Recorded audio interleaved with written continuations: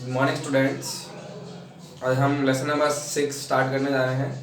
भू आकृतिक प्रक्रियाएं। भू आकृतिक प्रक्रियाएं, जियोमॉर्फोलॉजिकल प्रोसेस। Geomorphological process. देखो, इस अध्याय में हम विभिन्न प्रकार से जो भू आकृतियां जो बनती है धरातल पर, अलग अलग प्रकार की जो आकृतियां पाई जाती हैं, ठीक है, उन सबके बारे में अध्ययन करेंगे। और ये भू आकृतियां जो बनती है उसके पीछे क्या कारण हो सकता है, क्या कारक है या कौन से बल इसके लिए जिम्मेदार होते हैं, उन सबकी हम इसमें चर्चा करने वाले हैं। क्या क्या प्रोसेस, क्या क्या प्रक्रिया धरातल पर जो पाई जाने वाली विभिन्न आकृतियां जो असमानताएं हैं जिनके कारण बनती है, उन समस्त प्रक्रियाओं का अध्ययन हम इस अध्याय में करने वाले हैं। ठीक है, तो सर्वप्रथम हम चर्चा करते हैं भू आकृतिक प्रक्रियाएं होती क्या। देखो, भू आकृतिक प्रक्रियाओं से जो हमारा मेन है भू आकृति यानी जियोमॉर्फोलॉजिकल प्रोसेस। देखो, भू आकृतिक प्रक्रियाएं धरातल पर अलग अलग प्रकार से जो प्रक्रियाएं होती है, जिसको हम दो प्रकार से बांटकर अध्ययन करने का प्रयास करते हैं। जैसे ये धरातल है हमारा, ठीक है। अब इस धरातल की हम जो बात करते हैं कि धरातल पर जो धरातल है और धरातल के नीचे इस प्रकार से जो आंतरिक भाग में, धरातल के आंतरिक भाग में जो विभिन्न प्रक्रियाएं होती है, इन विभिन्न प्रक्रियाओं को हम कहते हैं एंडोजेनेटिक फोर्स, ठीक है, अंतर्जात बल। ठीक है, धरातल की जो आकृतियों में जो परिवर्तन किस कारण से आता है, जो धरातल के अंदर होने वाली प्रक्रिया है। और जो बल कैसे होते हैं ना, हम कहेंगे कि बाहर की तरफ, बाह्य हम बात करते हैं। धरातल के ऊपर इस प्रकार से जो बल कार्यरत रहते हैं, जिस कारण से विभिन्न स्थलाकृतियां बनती हैं, इन्हें हम क्या कहते हैं ना, बहिर्जनिक बल। क्या कहते हैं ना, बहिर्जनिक बल। अलग अलग प्रकार से हम बात करते हैं। आंतरिक भागों में जो विभिन्न प्रक्रियाएं होती है, आंतरिक भागों के कारण जो आंतरिक भागों में प्रक्रियाएं होती है, उसके कारण जो धरातल में जो परिवर्तन आते हैं, उन्हें हम क्या कहते हैं कि किस बलों के कारण आते हैं, अंतर्जात बलों के कारण। और जो बाह्य भागों में जो परिवर्तन आते हैं, किसके कारण आते हैं ना, बहिर्जनिक बल आते हैं। बहिर्जनिक बलों के कारण एक्सोजेनेटिक फोर्स के कारण आते हैं। देखना यहाँ पे जो लाइन है, धरातल असमतल है। तो क्या धरातल, जो पृथ्वी की हम धरातल की चर्चा कर रहे हैं, या पूरी तरह से असमतल है या समतल है, ठीक है, हम चर्चा करते हैं तो हमें क्या पता लगता है कि धरातल पर क्या पाए जाते हैं ना, विभिन्न प्रकार के उच्चावच पाए जाते हैं। क्या पाए जाते हैं ना, विभिन्न प्रकार के उच्चावच पाए जाते हैं, जिसे रिलीफ बोलते हैं। उच्चावच क्या होते हैं, उच्चावच की हम चर्चा करते हैं। अगर हम धरातलीय क्षेत्र की बात करें तो हम देखते हैं कि हमें कहीं पे धरातल पर समतल मैदान दिखाई देता है, तो कहीं पे हमें गहरे गर्त दिखाई देते हैं, कहीं हमें ऊपर उठा हुआ समतल पठार दिखाई देता है अलग अलग प्रकार से, कहीं हमें बात करते हैं कि हमें विभिन्न प्रकार के पर्वतीय क्षेत्र दिखाई देते हैं। तो धरातल की हम चर्चा कर रहे हैं, हमें क्या क्या दिखाई दे रहा है, मैदानी क्षेत्र दिखाई दे रहे हैं, गर्त गड्ढे हमें दिखाई देते हैं, पठार जो ऊपर उठा हुआ समतल भाग, इस प्रकार से हमें जो पठार दिखाई देता है। और हम बात करते हैं पर्वतीय क्षेत्र हमें दिखाई देते हैं। ठीक है, यानी धरातल कैसा है ना, असमतल है, असमान धरातल है। धरातल कैसा है, असमान है, यहाँ पे अनइक्वल सरफेस है। ठीक है, पृथ्वी के धरातल पर मैदानी क्षेत्र, गर्त, पर्वत, पठार, अलग अलग प्रकार की भू आकृतियां पाई जाती है। और इन भू आकृतियों के बनने के लिए जो जिम्मेदार होते हैं, रेस्पॉन्सिबल होते हैं, मुख्यतः हम बात करते हैं, वो होती है भू आकृतिक प्रक्रियाएं। क्या होती है ना, भू आकृतिक प्रक्रिया। और ऐसा है नहीं कि ये भू आकृतिक प्रक्रिया एक दिन में, 2 दिन में, 5 दिन में या 10 दिन में ही अपना प्रभाव दिखाकर क्या कर लेती है कि ये बदलाव धरातल पे कर देती है। कालांतर में, या हम कहेंगे लाखों करोड़ों साल भी इस प्रकार से भू आकृतियों में परिवर्तन लग जाते हैं। और कुछ कैसी होती हैं, त्वरित आकृतियां भी होती है। जैसे कि हम ज्वालामुखी की बात करें, ठीक है, ज्वालामुखी की बात करें, भूकंप की बात करें, धरातल पर क्या हो जाता है ना, उनके कारण भी क्या हो जाती है, उथल पुथल हो जाती है। और अचानक से भी धरातल में परिवर्तन आ जाता है। यानी धीमी गति से भी भू आकृतियों में परिवर्तन आ जाता है। और हम बात करें त्वरित, अचानक भी भू आकृतियों में परिवर्तन देखने को मिलता है।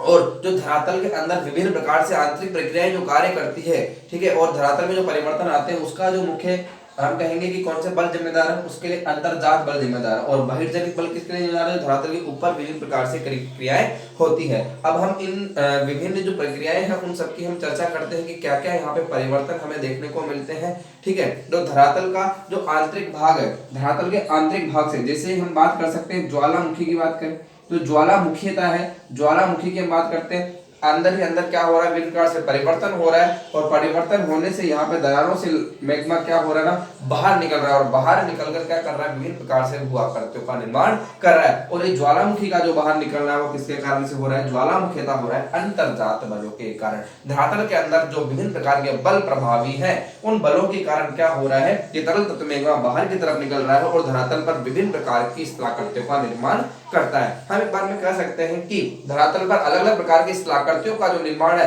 धरातल को असमान करने का कार्य है, वो कौन करते हैं, अंतर्जात बल करते हैं। क्या करते हैं ना, अंतर्जात बल करते हैं। और फिर धरातल पर जब विभिन्न प्रकार की स्थलाकृतियां बन जाती है, जैसे मेग्मा बाहर आया, अलग प्रकार से यहाँ पे जब स्थलाकृतियां बन जाती है, अब इस स्थलाकृतियों को सम करने का कार्य यानी कि समान करने का कार्य कौन कर रहा है, समतल करने का कार्य कौन कर रहा है, वो कार्य किए जाते हैं किसके द्वारा, बहिर्जनिक बलों के द्वारा।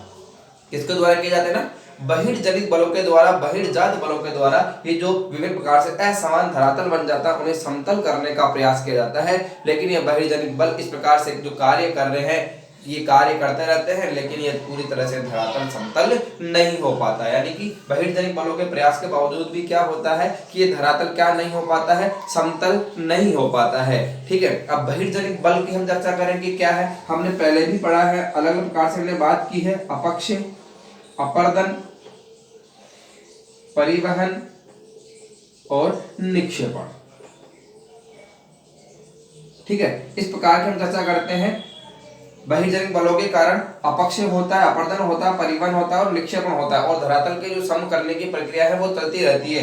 यानी हम बात कर रहे हैं कि धरातल असमतल है और इस धरातल को समान करने के लिए जो बहिर्जनिक प्रयास करते हैं, बहिर्जनिक बल जो प्रयास करते हैं, उसमें क्या क्या क्रिया आती है, अपक्षय, ये सब भूआकृतिक प्रक्रिया इसमें आती है, अपक्षय, अपर्दन, परिवहन और निक्षेपण, और धरातल को समान समतल करने का प्रयास करती है। लेकिन इनके लगातार प्रयास करने के बावजूद भी धरातल क्या नहीं हो पाता, समतल नहीं हो पाता। जैसे कि हम एक एग्जाम्पल के माध्यम से समझने का प्रयास करते हैं।